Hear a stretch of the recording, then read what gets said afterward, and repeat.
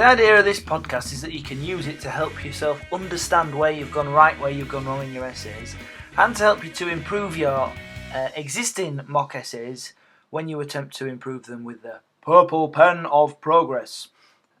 You should also be able to refer back to this when doing future Russian module essays, and certainly before the exam.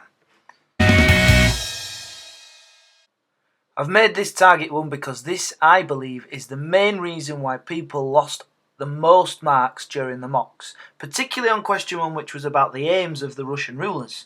And if you look down at your essay, very few people actually focused and wrote about the aims. Can you see that word, aims, there?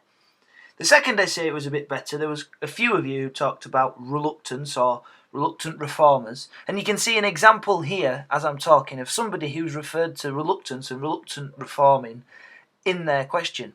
That was done a lot better. The easiest way to get around this and make sure you're focusing on the question is to underline those key words and make sure you use them time and again. Because if you just do some general comparison of the rulers without any focus on the question, you're going to have no chance of getting a good grade. There's something else that we didn't do so great at, which was having hard-hitting, firm conclusions that have one wow factor element in there. I did come across one in the mock exams, and that's the one that's in front of you now. You can see how they've really argued their point, and at the start of this conclusion, near the top, there's even a quote in there that they've just thrown in there to say, look just how clever I am. You can see great knowledge, but it's also a really well argued point. I would recommend that you spend some time reading this conclusion to the question about reluctant reformers and seeing if you can take something from it to help you write great conclusions. Now, there's no doubt about it, your introduction in terms of the mark scheme is not going to get you a lot of marks. However, it's the first impression, and first impressions count for a lot. If the examiner's in a rush, marking hundreds of papers, he looks down, sees your introduction and thinks, hey, this looks like a good historian, that's going to set the tone for the rest of their marking on the paper. And one way you can really impress in your introductions is question the question, or really establish the complexities of the question, as well as giving a sneak preview of your answer and the paragraph topics, which is what I told you to do last year. You can see a good example of how to do this on the screen now. Now, this next one's nothing about pure natural ability, history or anything like that. It's pure and simple hard work. If you memorise dates, laws, statistics, or the names of lesser known Bolshevik officials or this and that and the other, then you're going to impress the examiner a little bit more. Don't just stick them in your essay for the sake of them, where they're appropriate. So in the first essay you can see some examples. At the first example there, should I say, you can see some dates and a phrase that's used by the Bolsheviks. In the second one you can see again some great knowledge, including a quote in there, which will really impress the examiner. They don't expect quotes, but if you can pop them in there, nobody's going to read one of those if they're used appropriately in the argument and think, oh, that's not good. It's going to make them go, oh, this person knows their stuff, they've put their effort in, they're a hard worker, and they've used it right, so they're a great historian too. I genuinely can't believe how many of you haven't done a plan. OCR say do a plan. I told you OCR say do a plan, and yet not many of you have actually done a plan. Don't be a numpty.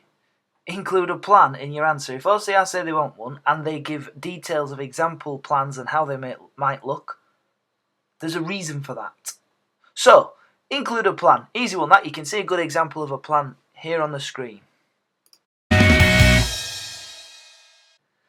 So this one is a tricky one to explain, because you can only do it sometimes where appropriate, and there's no rules I can teach you so that you can make sure you know when to do it. You're going to have to use a bit of your own nous. But in the mocks, some of you tied yourself in knots trying to write massive paragraphs that compare all of the rulers together. Well, instead of doing that, it might be better to group the Tsars together in one paragraph and the Bolsheviks in another. Not all the time. But for example, it's going to be more impressive if you can show the differences, the slight differences in some cases, in the different views of the Tsars. And same for the Bolsheviks. Whereas it's quite easy to show the differences between the Tsars and the Bolsheviks. Of course, if you're trying to show similarities, it's probably a bit more difficult to show them between the Tsars and the Bolsheviks. That's a generalisation, but the point I'm making is sometimes it's going to be appropriate to separate the Tsars and the Bolsheviks in your paragraphs when you're doing your essay. To do that, it's going to require you to sit and think carefully and plan before you do your answer. We'll practice this a lot though before your exams. And you can see a good example in the textbook actually. The main textbook that we use, the first essay that you come to, gives examples of this. A bonus target is the examiner's reports always say that students are quite weak on the provisional government and on Khrushchev. Have a look at your essay if you got stuff about Khrushchev and the provisional government, because one way you can stand out is by learning enough about them to be able to write clever things about them in your essays and compare them, of course, to the other rulers. So as a bonus target, look out for some podcasts in the near future on those two topics.